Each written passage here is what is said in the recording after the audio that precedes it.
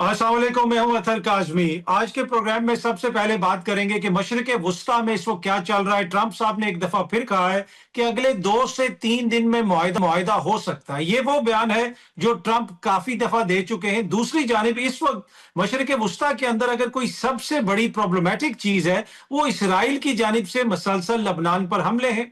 Iran वाजे तौर पर कह चुका है कि अगर ये हमले जारी रहे तो हम रिटेलिएट करेंगे, और जब इसराइल ने बैरूत को हिट किया तो ईरान की जानिब से रिटेलिएट भी किया गया। और खदशा ये पैदा हो गया कि शायद ये जंग दोबारा लार्ज स्केल जंग में तब्दील हो जाए, अमेरिका भी इसमें शामिल हो जाए। लेकिन अब एक और जो इंपॉर्टेंट पेशरफ्त हुई है, जहां पे इसराइल की जानिब से मसलसल लबनान पर हमले किए जा रहे हैं। इसी सारे सिनारियों के दौरान लबनान के आर्मी चीफ पाकिस्तान में मौजूद हैं, और पाकिस्तान की अस्करी क़यादत, पाकिस्तान के फील्ड मार्शल आसिम मुनीर साहब से उनकी मुलाकात हुई है। ये मुलाकात कितनी इंपॉर्टेंट है? खित्ते में जो पाकिस्तान का किरदार है, लगता ऐसे है कि वो बढ़ता जा रहा है। पहले ईरान मसलसल ये कहता रहा है कि हालिया दिनों में जो पाकिस्तान ने किरदार अदा किया वो बड़ा काबिल तारीफ है। पाकिस्तानी क़यादत बार बार ईरान जाती रही, वहां पे उनको पैगामात भी पहुंचाए गए, उनके पैगामात भी आए, तो पाकिस्तान का किरदार वहां पे तो नजर आ रहा था। लेकिन अब लबनान के आर्मी चीफ का पाकिस्तान का दौरा करना, यहां पे अहम मुलाकातें करना, इसके ऊपर भी आज के प्रोग्राम में गुफ्तगू करेंगे। और उसके साथ साथ इस जंग के बाद खित्ते के अंदर जो पाकिस्तान का किरदार होगा, उस हवाले से भी गुफ्तगू करेंगे। और क्या अभी भी एक बड़ी या लार्ज स्केल जंग का कोई खतरा है, इस हवाले से भी गुफ्तगू करेंगे। इन सारे मामलात पे गुफ्तगू करिए। प्रोग्राम के पहले हिस्से में हमें ज्वाइन कर रहे हैं मेजर जनरल रिटायर्ड रजा मोहम्मद साहब। सर, आपका बहुत बहुत शुक्रिया, थैंक यू सो मच हमें ज्वाइन करने के लिए। अच्छा सर, सबसे पहले तो ये बताइएगा कि आज पाकिस्तान के आर्मी चीफ से मुलाकात की है लबनान के आर्मी चीफ ने, एक ऐसे मौके पे जब इसराइल की जानिब से मसलसल लबनान पर हमले हो रहे हैं, तो मौजूदा तनाजुर में आप इस मुलाकात को कैसे देखते हैं? सबसे पहले हम लेबनान, इसराइल और उसके अंदर जो अमेरिका का कनेक्शन है और ईरान का कनेक्शन है उसको देख लेते हैं, फिर पाकिस्तान की बात करते हैं। जहाँ तक इसराइल का ताल्लुक है और लेबनान का, अगर आपको याद हो तो वहाँ पे भी पीस की बात चली थी, लेकिन ओवल ऑफिस और वाशिंगटन ने कहा था जी कि हम लोग खुद इस चीज़ को आगे बढ़ाएंगे, और एक दो सिटिंग्स भी हुई उनकी, और उनकी बातचीत चली कि यहाँ पे सीज फायर हो जाएगा। लेकिन अनफॉर्चुनेटली वो सीज फायर एक दफ़ा नहीं, कई दफ़ा ब्रेक हुआ। फिर उसके बाद ईरान ने कहा था कि अगर बैरूत पे हमला हुआ तो हम उसके लिए रिटेलिएट करेंगे। वो बैरूत पे इसराइल ने जब हमला किया तो ईरान ने रिटेलिएट कर लिया। उसके बाद फिर प्रेसिडेंट ट्रंप ने दोनों साइडों को फ़ोन किया, नेतन्याहू साहब को भी और ईरान को भी, और उन्हें कहा कि आप जंग बंद करें। और नेतन्याहू को उन्होंने ये कहा कि अगर आप जंग में जाएंगे तो यू विल बी अलोन, अकेले होंगे, हम आपके साथ नहीं देंगे। तो जहां तक इसराइल, अमेरिका और लेबनान का कनेक्शन, एक तो ये है। सेकेंडली, अगर ईरान की कनेक्शन की बात हम करते हैं तो हिजबुल्लाह जो है वो वहां पे है, और हिजबुल्लाह जो है बेसिकली वही है जो इसराइल पे अटैक कर रहा है। तो ईरान ने इसीलिए उनको कहा था कि अगर आप अटैक करेंगे बैरूत पे तो हम करेंगे, इसलिए उन्होंने रिटेलिएट किया। और पूरी दुनिया को पता है और इसराइल को भी पता है कि, और लेबनान को भी, कि जहां तक हिजबुल्लाह का ताल्लुक है उनसे अगर कोई बातचीत करनी है तो वो थ्रू ईरान होगी, या ईरान का उनके ऊपर एक इन्फ्लुएंस है। जहां तक पाकिस्तान का ताल्लुक है, पाकिस्तान ने बिल्कुल शुरू में ही जब सीज फायर हुआ था ईरान का और अमेरिका का, पाकिस्तान की हेल्प से, और जिसको प्रेसिडेंट ट्रंप ने कई दफा कहा भी है कि मैंने प्राइम मिनिस्टर ऑफ पाकिस्तान और फील्ड मार्शल ऑफ पाकिस्तान जो है इनके कहने पे सीज फायर किया, वो भी हमारे सामने मौजूद है। इन सारी चीजों को जब हम देखते हैं तो लेबनानी गवर्नमेंट जो है, लेबनीज गवर्नमेंट जो है, उनको पता है कि पाकिस्तान का एक बहुत अहम, बहुत पॉजिटिव रोल है, और पाकिस्तान जो है गोल्डन ब्रिज के तौर पे काम कर रहा है ईरान, अमेरिका, इसराइल के दरमियान। तो इसलिए उन्होंने भी यही मुनासिब समझा कि गुड ऑफिसेज ऑफ पाकिस्तान जो है, या गुड एफर्ट्स ऑफ पाकिस्तान जो हैं, उनसे वो भी भरपूर फायदा उठाएं। और इसलिए अभी आज हमने देखा कि चीफ ऑफ आर्मी स्टाफ जो थे लेबनान के, वो तशरीफ लाए यहाँ पे। हमारे फील्ड मार्शल साहब जो हैं, आर्मी चीफ, वो भी उनसे मिले। दोनों दो तरफा ताल्लुकात और कोऑपरेशन को बेहतर करने पे बात की। लेकिन मेरे ख्याल में ज़रूर जो वॉर है और इसराइल के साथ जो चल रहा है, और हिजबुल्लाह और ईरान, इसके ऊपर बात हुई होगी, और उन्होंने ज़रूर पाकिस्तान को कहा होगा कि वहाँ पे भी पीस लाने में वो हेल्प करें। तो मेरा ख्याल है यही बैकग्राउंड है उस चीज़ का। और इसके बाद मैंने सुना है कि शायद उनके प्राइम मिनिस्टर साहब जो हैं वो भी तशरीफ ला रहे हैं लेबनान के, और बहुत सारी दहाइयों में पाकिस्तान की ये पहली विजिट है उनकी।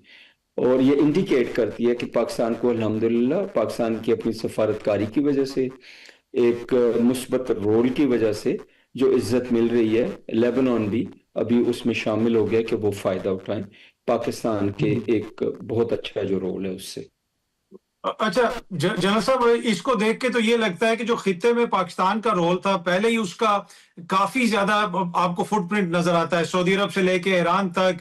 آلدو کہ سعودی عرب اور ایران کے آپس میں بہت سارے اختلافات ہیں، لیکن دونوں ممالک کی قیادت نے جس طرح پاکستان پہ اعتماد کا اظہار کیا، پاکستان کے ذریعے سفارتکاری بھی کی، اب لبنان کی طرف سے بھی پاکستان کو اپروچ کرنا، تو لگتا ہے ایسے ہے کہ خطے کے اندر جو پاکستان کا کردار ہے اس میں آنے والے دنوں میں مزید اضافہ ہوگا۔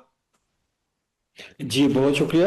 آئی تھنک آپ کا بالکل یہ بہت اچھا تجزیہ ہے، اور میں وہاں سے شروع کروں گا کہ اگر آپ کو یاد ہو تو پریزیڈنٹ ٹرمپ نے کہا تھا کہ آج رات ایک سویلائزیشن صفحہ ہستی سے مٹ جائے گی، اور جب ای یو یہ سیز فائر نہیں کرا سکا، کوئی اور دنیا کا ملک نہیں کرا سکا، یونائٹڈ نیشن سیکیورٹی کاؤنسل نہیں کرا سکی، تو وہاں پہ الحمدللہ پاکستان کے پرائم منسٹر اور chief of defence forces field marshal Asim Munir جو ہیں، ان کی ایفرٹس کے ساتھ یہ سیز فائر ہوا، نمبر 1۔ نمبر 2، اس کے بعد اگر آپ دیکھیں تو ابھی ریسنٹلی ہمارے جو انٹیریئر منسٹر ہیں نقوی صاحب، انہوں نے اوپر تلے 4 سے 5 وزٹس کی ایران کی، اور اس کے بعد ابھی حال ہی میں وہ ایک خط بھی لے کے گئے تھے فیلڈ مارشل کی طرف سے، اور پیغام لے کے گئے تھے ہمارے پرائم منسٹر کی طرف سے۔ ان ساری چیزوں کو جب ہم دیکھتے ہیں تو ہمیں یہ اندازہ ہوتا ہے کہ پاکستان نے جو صبر کے ساتھ، تحمل کے ساتھ، استقامت کے ساتھ یہ رول پلے کیا ہے، اس کو بہت قدر کی نگاہ سے دیکھا جا رہا ہے۔ یہ بھی تو ہو سکتا تھا نا، پاکستان کہتا اچھا بھائی میں نے کوششیں کر لی، ایک نہیں 3 دفعہ سیز فائر ہو گیا، آپریشن جو لبرٹی تھا وہ بھی انہوں نے رکوا دیا، بعد میں تیسری دفعہ ایک کوئی ہونے لگا تھا اس کو رکوا دیا، اور کنٹینیو کر رہا ہے سیز فائر، اور نیگوسیشن بھی جو ہے وہ کنٹینیو کر رہے ہیں۔ تو پاکستان نے نہ تھکاوٹ کا اظہار کیا، نہ ڈیجیکشن کا اظہار کیا، نہ کسی اریٹیشن کا اظہار کیا، بلکہ پاکستان نے بہت تحمل، بہت صبر اور بہت میچورٹی کے ساتھ اس پروسیس کو آگے بڑھایا ہے۔ اور میں آپ سے اتفاق کرتا ہوں کہ پہلے یہ جو محنت تھی رنگ لائی، اور ابھی آگے بھی اس کا ضرور فائدہ ہوگا۔ جو سعودی عربیہ کا آپ نے فرمایا، یس ہمارا ان کے ساتھ ابھی میوچل ڈیفنس اگریمنٹ ہو گیا، باقی کنٹریز کے ساتھ اگریمنٹ کوئی ہوتا ہے یا نہیں ہوتا، لیکن یہ ضرور ہے کہ سارے خطے کے ممالک پاکستان کی طرف 2 چیزوں سے دیکھ رہے ہیں، 2 نگاہوں سے دیکھ رہے ہیں۔ ایک نگاہ ہے عزت کی، پاکستان کے میچور اور مثبت رول کی، اور دوسری نگاہ ہے پاکستان کی جو ڈیفنس کیپیبلٹی ہے، پاکستان کی جو ملٹری کیپیبلٹی ہے، ٹیکنالوجیکل اور مین پاور کی کیپیبلٹی ہے، اس کی طرف بھی لوگ جو ہے دیکھ رہے ہیں۔ اور امید یہی کرتا ہوں میں کہ پاکستان کے خطے کے باقی ممالک کے ساتھ بھی روابط بہت زیادہ ملٹی ڈائمینشنل جو ہیں روابط وہ بڑھیں گے۔ اچھا سر، یہ اس میں جس طرح آپ نے بھی اسرائیل کا بھی ذکر کیا اور لبنان میں جس طریقے سے اس نے اٹیکس وغیرہ کیے، پریزیڈنٹ ٹرمپ 2-3 بار کھل کے کہہ چکے ہیں کہ اسرائیل جو ہے لبنان میں کسی قسم کی کارروائی نہ کرے، لیکن اسرائیل کی جانب سے مسلسل کارروائیاں کی جاتی ہیں۔ وہ بیروت تک پہنچا، پھر ایران نے ریٹیلیٹ کیا، اور شروع سے اس خدشے کا اظہار کیا جا رہا تھا کہ اسرائیل سپوائلر کا کردار ادا کرے گا۔ اس وقت جو سچویشن ہے، یہاں سے معاہدہ جو ہے وہ ہم اس کو کر سکیں گے، یہ معاہدہ ہو سکے گا، یہ اسرائیل کی جو رکاوٹ ہے وہ آگے چل کے مزید تنگ کر سکتی ہے؟ جی بہت شکریہ جی۔ آپ سبھی کو پتہ ہے، ہم لوگ بات کرتے رہے، آپ لوگ بات کرتے رہے، سبھی یہ بات کرتے ہیں کہ اگر پیس کی راہ میں، امن کی راہ میں کوئی رکاوٹ ہے تو وہ صرف ایک ہی ہے، اور وہ نیتن یاہو صاحب ہیں اور اسرائیل ہے، کیونکہ وہ نہیں چاہتے کہ یہاں پہ جنگ بندی ہو جائے مکمل، اور امن ہو جائے اور معاہدہ ہو جائے، کیونکہ یہ ان کے جو عزائم ہیں ان کے خلاف ہے۔ ان کو جنگ جو ہے، ایک کنٹینیوس نو وار نو پیس کی جو سچویشن ہے، جو کنٹینیوس جنگ ہے، وہ ان کو بہت سوٹ کرتی ہے۔ اور ابھی بھی اگر آپ غور کریں تو پہلے یہ معاہدہ ہوتے ہوتے جب رہ گیا تھا اور پریزیڈنٹ ٹرمپ نے تھوڑا اس کو ڈیلے کیا، تو موسٹ پرابلی وہ اسرائیل کے دباؤ پہ کیا تھا، یا اسرائیل کے کہنے پہ کیا، یا ان کو ہیلپ کرنے کے لیے کیا، کیونکہ اس کے بعد انہوں نے لیبنان کا بہت سارا حصہ جو ہے اپنے قبضے میں کیا، سیریا میں دراندازی کی، اور اسی طرح غزہ جو ہے اس میں بہت سارے ایریا پہ مزید قبضہ کر لیا۔ جو ان کی قبضے والی جگہیں ہیں، جو آکوپائیڈ ایریاز ہیں، وہاں پہ جو پیلسٹینینز ہیں ان کو کہہ رہے ہیں وہ وہاں سے باہر نکل جائیں۔ تو ان ساری چیزوں کو جب ہم دیکھتے ہیں تو ہم اس نتیجے پہ پہنچتے ہیں کہ اسرائیل جو ہے اس کا ایک بہت اہم مقام ہے امریکہ کے لیے. اور دو پریزیڈنٹ ٹرمپ ناراض بھی ہوئے, انہیں منع بھی کیا, اس کے باوجود وہ یہ حرکتیں کر رہے ہیں. بٹ الٹیمیٹلی میرا خیال ہے پریزیڈنٹ ٹرمپ کو اور امریکہ کو, اور جیسے کہتے ہیں نا, پٹ دا فٹ ڈاؤن کرنا پڑے گا, کیونکہ یہ اسرائیل کی یہ جو چیزیں ہیں وہ امریکہ کو امبیرس بھی کر رہی ہیں اور امریکہ کو جنگ میں مسلسل انوالو کر رہی ہیں, جس کی وجہ سے پوری دنیا کی economy, oil, street of harms کا بند ہونا, جی سی سی جو کنٹریز ہیں ان کے نقصانات ہونا, یہ سارا کچھ جاری ہے. ابھی جی سی سی کنٹریز جو ہیں وہ بھی بہت تھک چکی ہیں اور ان کا بھی بہت نقصان ہو چکا ہے, اور ابھی آپ غور کریں تو وہ بھی یہی چاہتے ہیں کہ وہاں پہ امن ہو جائے. تو پوری دنیا یہی چاہتی ہے اور امریکہ کے لوگ بھی یہی چاہتے ہیں. تو میرا خیال ہے ابھی جو پریزیڈنٹ آف امریکہ ہیں اور امریکہ اٹ سیلف جو گورنمنٹ ہے, اسٹیبلشمنٹ ہے, انہیں ذرا سخت طریقے سے اسرائیل کو روکنا ہوگا, ورنہ اسرائیل جو ہے یہ بدامنی یا یوں کہہ لیجیے یہ جو فریجائل پیس ہے اس کو وہ تباہ کرتا رہے گا, اور وہ اس کی یہی حالت ہوگی کہ جنگ جو ہے یہ کنٹینیو رہے, پرپیچویٹ کرے. اچھا سر, obviously اس کا جو ایک ملٹری اینگل ہے, سفارتکاری تو پاکستان کر رہا ہے, لیکن جو اپنائے ہرمز کی بندش ہے, پہلے جنگ ہوئی, دوبارہ اس خدشے کا اظہار کیا جاتا ہے کہ دوبارہ جنگ ہو سکتی ہے. آج امریکہ کا ایک ہیلی کاپٹر گرا, اس کو پریزیڈنٹ ٹرمپ نے بھی اس کی تصدیق کی. کیا اس وقت کوئی ایسا خدشہ ہے سر کہ ملٹریلی آپ سمجھتے ہیں کہ ایک لارج سکیل دوبارہ امریکہ کوئی فوجی ایکشن کر سکتا ہے, جس کا کبھی کبھی وہ دبے الفاظ میں ذکر کرتے ہیں؟ جہاں تک یہ نیگوسیشنز ہو رہی ہیں اور جو پریزیڈنٹ ٹرمپ کے بیانات ہیں, کبھی کولڈ کبھی ہاٹ, کبھی اچھے کبھی برے, کبھی پازیٹیو کبھی نیگیٹو, یہ سارے کے سارے ان کی ایک اسٹریٹجی کا حصہ ہے. پریزیڈنٹ ٹرمپ کی جو پرسنالٹی ہے as a president and as a person وہ بہت ڈفرینٹ ہے. اگر آپ کو یاد ہو تو ان کی ایک کتاب ہے جس کا بہت تذکرہ ہوتا ہے, آرٹ آف ڈیل. تو اس کو جب آپ دیکھتے ہیں تو وہاں پہ وہ بڑا پراؤڈلی کہتے ہیں کہ وہ یہ ساری ٹیکٹکس استعمال کرتے ہیں, وہ پریشرائز بھی کرتے ہیں, اسٹرانگ بھی رہتے ہیں, دھمکیاں بھی دیتے ہیں, کبھی سبز باغ بھی دکھاتے ہیں. تو this is part of that, number 1. Number 2 بات یہ کہ جنگ جو ہے وہ دوبارہ بڑے پیمانے پہ ہو سکتی ہے, کوئی حملہ ہو سکتا ہے یا نہیں. جہاں تک جنگ ہے اس میں تو آپ ڈیفینیٹلی یہ نہیں کہہ سکتے کہ نہیں ہوگی, پاسبلٹی کو آپ رول آؤٹ نہیں کر سکتے. اور اسپیشلی جہاں پہ جو ایکٹرز دونوں سائڈوں کے انوالوڈ ہیں وہ کافی irrational ہیں. ریشنل ایکٹرز ہوتے ہیں تو آپ کے لیے جو پریڈکٹ کرنا ہے ہوتا ہے, چیزوں کو ایسٹیمیٹ کرنا ہوتا ہے, سینیریوز کو, وہ ایزی ہوتا ہے. ہاؤ ایور جو پریزنٹ حالات ہیں, جو موجودہ حالات ہیں, دنیا کے جو حالات ہیں, امریکہ میں جو کانگریس نے بل پاس کر دیا ہے کہ آپ دوبارہ جنگ کانگریس کی اپروول کے بغیر نہیں کر سکتے, جو نقصانات ہوئے ہیں جی سی سی کنٹریز جو ایلائز ہیں امریکہ کے, اور امریکہ کے اپنے جو انفلیشن اور دنیا کے جو اکانومی کے حالات ہیں because of the energy prices, تو ان چیزوں کو دیکھ کے آدمی یہ کہہ سکتا ہے, میں یہ کہہ سکتا ہوں کہ زیادہ چانسز ہیں کہ جنگ نہ ہو. رول آؤٹ تو آپ نہیں کر سکتے, بٹ لیٹ سے 60-70% چانس ہے کہ جنگ نہیں ہوگی, اور یہ پیس جو ہے وہ الٹیمیٹلی انشور ہو جائے گا. جی جنرل صاحب بہت بہت شکریہ, تھینک یو سو مچ ہمیں جوائن کے لیے. وقت ہوا ایک چھوٹی سی بریک کا جی, بریک سے واپس آئیں گے تو اکانومی کے حوالے سے, بجٹ کے حوالے سے گفتگو کریں گے ایک چھوٹی سی بریک کے بعد. ویلکم بیک جی. اب تھوڑی سی بات کر لیتے ہیں بجٹ کی اور معیشت کے حوالے سے. بجٹ میں عوام کو کیا ریلیف ملے گا, یہ بہت بڑا کوسچن ہے جو بار بار پوچھا جا رہا تھا, لیکن اس وقت ایک اور کوسچن بھی سامنے آ گیا کہ بجٹ پیش کب کیا جائے گا. پہلے خبر آئی کہ بجٹ 8 جون کو پیش کیا جائے گا, اس کے بعد پاکستان کے وزیر خارجہ اور نائب وزیر اعظم اسحاق ڈار صاحب کے آفس کی جانب سے ایک ٹویٹ کیا گیا, ایک پیغام شیئر کیا گیا کہ 10 جون کو بجٹ پیش کر دیا جائے گا. 10 جون کو بھی اب کہا جا رہا ہے کہ بجٹ نہیں پیش کیا جائے گا. آج طارق فضل چودھری صاحب جن کا تعلق حکمران جماعت سے ہے, انہوں نے ایک ٹویٹ کی اور کہا کہ جی 12 تاریخ کو بجٹ پیش کر دیا جائے گا. اب اس بجٹ میں عوام کو کیا ریلیف ملے گا یا نہیں ملے گا وہ تو نہیں پتا, لیکن کم از کم حکومت کو اتنا تو پتا ہونا چاہیے کہ انہوں نے بجٹ پیش کب کرنا ہے. پورے سال کے اندر بجٹ کی تیاری ہوتی ہے اور پورے سال کے اندر پتا ہوتا ہے کہ اس بجٹ کو پیش کرنا ہے, لیکن لگتا ایسے ہے کہ لاسٹ منٹ اب بہت ساری کوئی چینجز کی جا رہی ہیں اور حکومت کو یہ بھی نہیں پتا کہ ہم بجٹ کب پیش کر سکتے ہیں. اینی وے, اس بجٹ کے اندر عوام کیا ہے, इकोनॉमी के लिए क्या है, बिजनेस के लिए क्या है, जो बहुत सारे सेक्टर्स हैं उनके लिए क्या हो सकता है, इन सारे मामलात पे गुफ्तगू करने के लिए माहिर मौशियात डॉक्टर खाकान नजीब साहब ने हमें ज्वाइन किया। डॉक्टर साहब आपका बहुत बहुत शुक्रिया। सबसे पहले तो सर ये बताइएगा कि ये जो लास्ट मिनट चीजें इधर उधर जा रही हैं, कौमी इक्तिसादी कौंसिल का इजलास दोबारा मौखर कर दिया गया है, अब खबर ये आ रही है कि सूबों से मजीद वसाइल मांगे जा रहे हैं, क्या ये कोई आखिरी मिनट में मजीद पैसे की जरूरत पड़ गई है, वसाइल को बचाना है, कोई सरप्लस शो करना है, क्या मामला लगता है आपको? अतः भाई इसको समझने की जरूरत है। फरवरी में पाकिस्तान का जो बजट है, फेडरल बजट, उसका बनाने का प्रोसेस शुरू हो जाता है। I been with the federal government so I understand it well. Indicative budget ceilings जो है सारे अदारों से मांग ली जाती हैं, सारी मिनिस्ट्री से, सारे डिवीजन से मांग ली जाती हैं। सो इट्स नॉट समथिंग कि ये नया होता है। फिर आपको पता है कि मार्च में कंक्लूड करके गए हैं IMF वाले, और वो सब नंबर तकरीबन मेरे सामने MEFP खुला हुआ है, ये वो डॉक्यूमेंट है जिसमें लिखे होते हैं।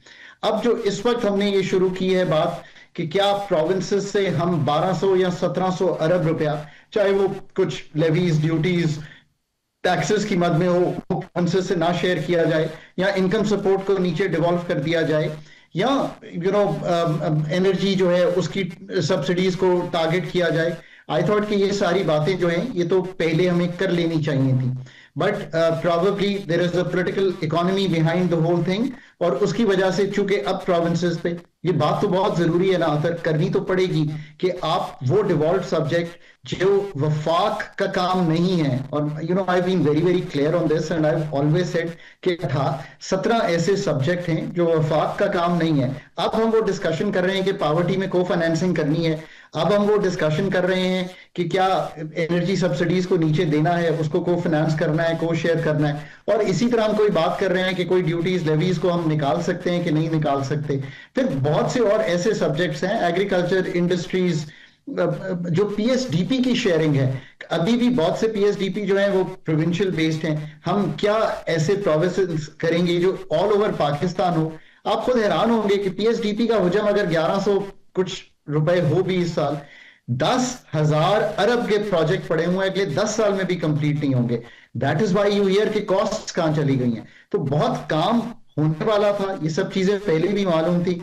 आई थिंक अब एक शेयरिंग जो है कैसे प्रोविंसेस के साथ होनी है, दैट इज द क्रक्स। और उसमें आपको भी मालूम है कि इस वक्त जब you go back and fourth with the IMF, और जहां तक मुझे मालूम है आई एम श्योर IMF भी थोड़ा सा इस पे वो होगा कि हम पॉलिसी साजी को ऐसे कैसे तब्दील कर सकते हैं।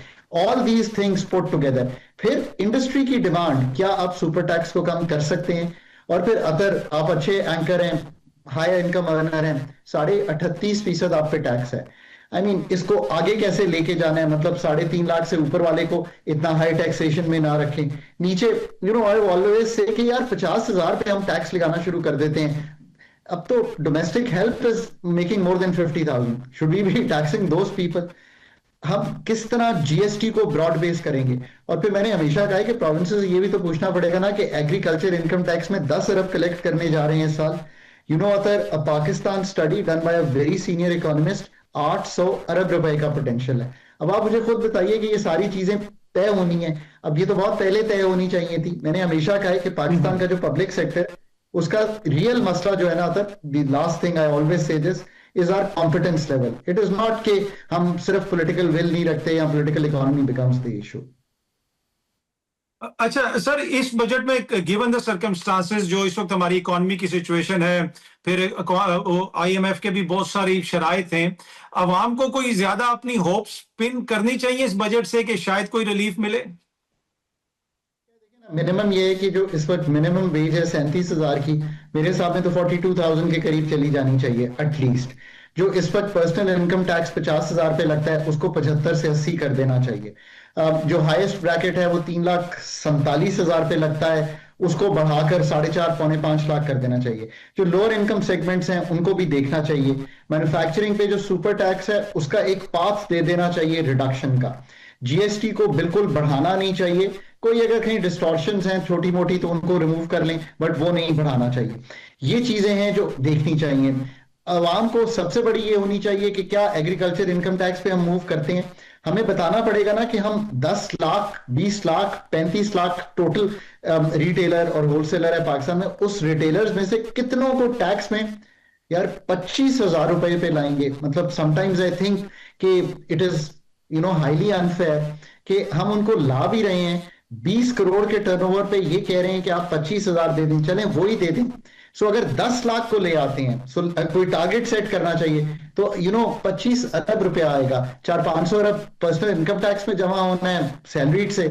सो we really have to see कि कुछ फेयरनेस का एस्पेक्ट भी जो है वो टैक्स में आए। और इसमें more important than this is कि यार एक्सपेंडिचर रिफॉर्म भी होता हुआ दिखाई देना, टारगेटिंग ऑफ सब्सिडीज है, जो सोशल सेक्टर स्पेंडिंग है, एसओईज पे मतलब इतने पैसे देते हैं, इतनी चीजों में देते हैं, वो नुकसान करती चली जाती हैं, एक्यूमुलेटेड लॉसेस बढ़ते चले जाते हैं। So what do you want to do? I mean that is something that must show up in the budget. और सबसे इंपॉर्टेंट बात यह है कि प्रोविंसेस को भी कहें कि वो अपना बोझ जो है ना टैक्स के निजाम का वो खुद संभालें, ताकि जो एक टैक्स मोराल है मुल्क में वो बेहतर हो। पाकिस्तान का मसला यह है कि कोई ये बिलीव नहीं करता कि मैं टैक्स नेट में आऊंगा तो मुझे उसके फायदे होंगे। दुनिया में लोग कहते हैं हम आएंगे, हमें वीजा मिलेगा, हमें बैंक से लोन मिलेगा, हमारी मुल्क में इज्जत होगी, हमें बैंक अकाउंट खोलने में आसानी होगी। और मैं हमेशा कहता हूं कि पाकिस्तान बड़ी डेटा रिच है। अगर आपको थोड़ा सा आपका नाम लेके कहता हूं, I know your bank accounts, I know your utility bills, I know what you give as tuition for your children. I know when you have traveled out of Pakistan. I know the taxes that you have paid. I know the properties that you hold. I means the authorities. अब इस डेटे को भी integrate करके अगर मैं pre populated आपको ना भेज सकूं कि आपका टैक्स इतना बनता है, देन हमारी कोताही है कि हम ये नहीं कर पाए। That is called equity. Pakistan is mashallah very very data rich country. Integration and mining is the real issue, and that comes back to the fact of building quality. कुछ audit quality FBR ने build की है, अच्छा audit करें, which means कि उन cases का audit करें जो risk based हो, उनका ऑडिट ना करें जो जेनेरिकली रिस्क बेस्ड ना हो। अगर अतर के बहुत ज्यादा ट्रैवल है, अगर अतर के बहुत हाई यूटिलिटी बिल्स हैं और वो मैच नहीं कर रहे हो उससे, go and audit him, but not the other who seems like a compliant taxpayer. Let him be on his own. ये सारा कुछ किया जा सकता है, और tax morale, tax fairness, tax equity. आखिरी बात जाते हुए मैं ये जरूर कहूंगा आपको, IMF के साथ जाकर निगोशिएट करें कि पाकिस्तान की इन्वेस्टमेंट क्लाइमेट बर्बाद हो रहा है एट 44% टैक्सेशन। मैंने बर्बाद का लफ्ज इसलिए यूज किया कि 13% पे इन्वेस्टमेंट टू जीडीपी है, वियतनाम का 30% पे है। सो आई हैव टू कम्पीट। आखिरी बात, टर्की ने 9% कर दिया अपना मैन्युफैक्चरिंग पे tax. Go back to the IMF and say कि मैं FDI में टर्की से कम्पीट कर रहा हूं। There is a lot that will happen, let's hope for the best. अच्छा सर, आखिर में जरा ब्रीफली मुझे ये भी बता दीजिएगा कि जब बजट में एक पैसे का बहुत बड़ा चंक सूबों को चला जाता है, अब आपने वफाक के अंदर PSDP का आपने जिक्र किया, उसके साथ साथ दिफा भी है, बहुत सारे मामलात हैं, ये जो पैसे की तकसीम है ये आपको फेयर लगती है कि सारा पैसा जो चला जाता है और जाके सूबाई कैपिटल्स में स्टक हो जाता है? बात यह है कि आपको वफाक को वो सब्जेक्ट रखने ही नहीं चाहिए PSDP में जो सूबों का काम है। सूबे 3,250 अरब का PSDP खर्च करने जा रहे हैं। ये तो कुछ भी नहीं हुआ करता था। पंजाब अलोन 1200-1400 अरब का, मेरा ख्याल है 1400 अरब का PSDP ला रहा है। अब आप मुझे बताइए ना कि वफाक में 1126 अरब का PSDP रखने का तो कोई जवाब नहीं है। जब ये सूबों के पास चले गई हैं रकूम, सो आपको ये भी देखना है कि आप अपने फंक्शंस कम करेंगे, एक बात है। दूसरी बात यह है कि मैं हमेशा इस चीज का कायल हूं, NFC खत्म हो गया था 2014 में, IMF ने तो मना किया नहीं है। हमने पॉलिटिकल इकोनॉमी को देखते हुए बैठ के बात करनी है कि किस तरह हम NFC को दोबारा रिवाइव करें। 82% बेस्ड है पॉपुलेशन पे।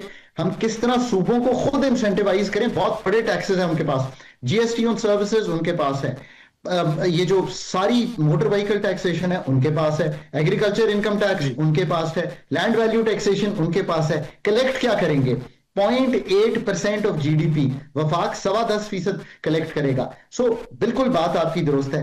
देखिए अगर आप पाकिस्तान की ये सारी चीजें जो आज मैंने और आपने डिस्कस की हैं ठीक कर लें, और फिर आप कहें कि यार प्रॉस्पेरिटी नहीं आ रही, फेयरनेस नहीं आ रही, जॉब्स नहीं क्रिएट हो रही, तो then there is a problem. मैं बड़ा बुलिश हूं पाकिस्तान पे, बिकॉज ये सारे काम किए नहीं है। जब कर लेंगे then you can come back to me and say कि यार ये सारे काम भी कर लिए, फिर भी इन्वेस्टमेंट का रेट तो बेहतर ना हुआ डॉक्टर साहब। So I think that's the way we should look at Pakistan.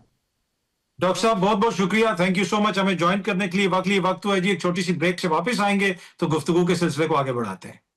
Welcome back जी। अब बात कर लेते हैं थोड़ी सी मुल्की सियासत की। गिलगित बल्तिस्तान में इलेक्शंस तो हो गए, क्या पीपल्स पार्टी वहां पे हुकूमत बनाने जा रही है? एक तरफ ये भी कहा जा रहा है कि जब तक गिलगित बल्तिस्तान की हुकूमत का फैसला नहीं हो जाता, पीपल्स पार्टी बजट के मामलात पे ताउन नहीं करेगी। क्या ऐसी सूरत हाल है? उसके साथ साथ आजाद कश्मीर में जो सिचुएशन है उसको डील करने के लिए हुकूमत क्या कर रही है? ज्वाइंट अवामी एक्शन कमेटी को कालादम करार दे दिया गया, लेकिन at the same time Peoples Party के सीनियर रहनुमा ये भी कह रहे हैं कि बातचीत के जरिए मामला हल करना है। उस मामले पे भी गुफ्तगू करेंगे। इन सारे मामलात पे गुफ्तगू करने के लिए सीनियर सहाफी नसरुल्लाह मलिक साहब ने हमें ज्वाइन किया। मलिक साहब, आपका बहुत बहुत शुक्रिया सर। सबसे पहले तो ये बताइए कि जीबी में पीपल्स पार्टी की हुकूमत वाला मामला ऑलमोस्ट फाइनल हो गया है सर?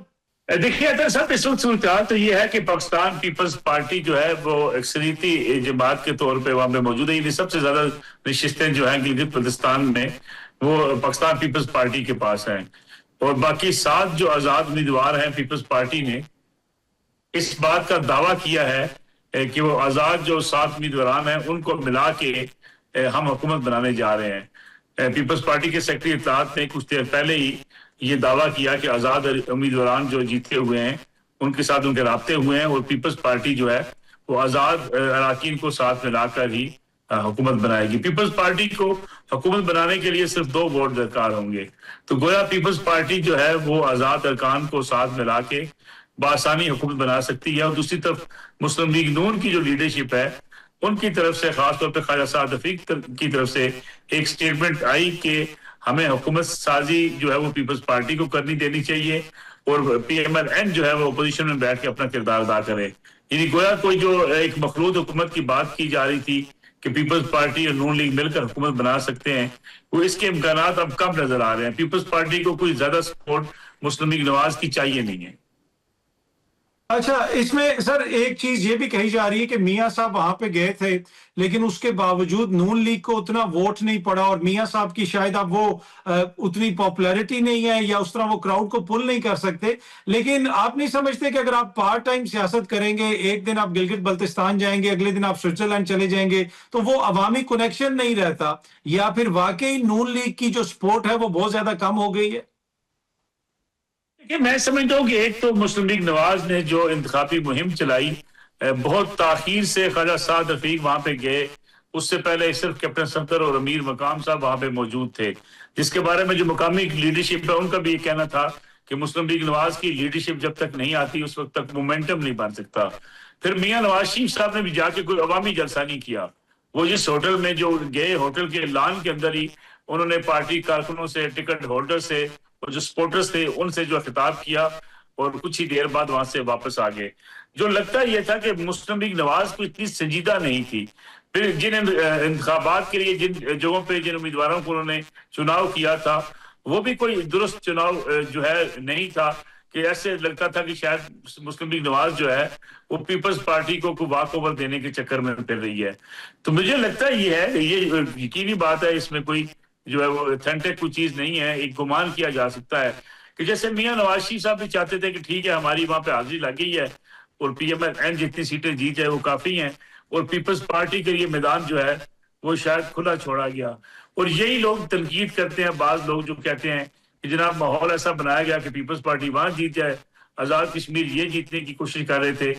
लेकिन बहरहाल एक बात अपनी जगह पर मौजूद है कि जिस अंदाज से पाकिस्तान पीपल्स पार्टी के चेयरमैन बिलावल भुट्टो जरदारी ने, आसवा जो है भुट्टो साहबा ने जो कैंपेन चलाई, उसका कोई मुकाबला नहीं था PMLN के साथ।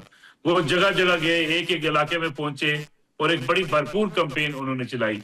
तो मैं समझता हूँ कि ये वजह थी कि जो पीपल्स पार्टी की जीत का सबब भी बनी, और पाकिस्तान तहरीक इंसाफ के लिए मुश्किलात थी, उनका इंतखाबी निशान नहीं था।